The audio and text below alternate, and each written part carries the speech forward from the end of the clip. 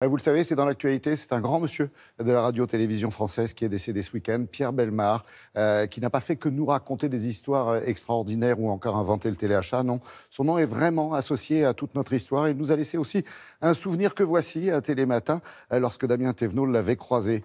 De l'émotion. C'était il y a 1 an et demi, après ses 60 ans de carrière. Si nous vous racontons ce soir la vie de cet homme, c'est parce qu'elle est bien plus étrange encore, comme vous allez le voir. Bonjour cher Pierre Bellemare. Bonjour. Vous qui avez été un des pionniers de la télévision, en quelques adjectifs, Pierre, comment vous la qualifieriez, cette télé des années 50 ? C'était une télé où on inventait tout, puisqu'on inventait les programmes. En fait, on ne copiait pas du tout. Les Américains étaient déjà très au courant de tout ça. Mais on n'avait pas envie de copier des gens, non pas parce qu'on ne les respectait pas, mais parce que ça nous amusait d'inventer. Professionnellement, vous avez des regrets, Pierre ? J'ai pas de regrets. Je dirais simplement que le seul rôle que je n'ai pas joué à la télévision, c'est le journaliste qui fait le journal de 20h. Voilà. Oui, ça c'est une des rares choses que vous n'ayez pas faites. Ça m'a manqué. Ça vous a manqué, sérieux ? Non, ça m'a manqué, je dis ça en rigolant.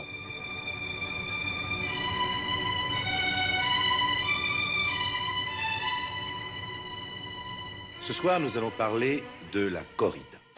Mes chers amis, bonsoir. Bonsoir. À l'hélicon de concert, Michel Serrault. Je sais même pas comment ça se tient, ce truc-là. En regardant dans le rétro, vous diriez que vous vous êtes beaucoup amusé. Si vous deviez résumer ces 60 ans de carrière ? J'ai eu la chance d'une période extrêmement créative. On était totalement libre puisqu'on n'était pas payé quasiment. La télévision nous donnait tout ce qu'on voulait sur le plan technique, décor, comédien, etc. Ça, c'était extrêmement généreux. Les cachets, par contre, des types qui faisaient l'émission n'étaient pas terribles. C'était la solidarité, la création, parfois le génie, parce qu'il y a eu des gens géniaux, dont Jacques-Antoine. J'ai eu la chance de connaître cette période-là. C'est une période... j'aimerais bien la recommencer, mais on sait bien qu'on ne recommence jamais ce genre de choses. Et nous, en France, nous avons l'habitude. Nous n'utilisons jamais les poignées pour pousser les portes. Nous utilisons la vitre, n'est-ce pas? Mais quand il n'y a pas de vitre, vous voyez ce qui peut se passer.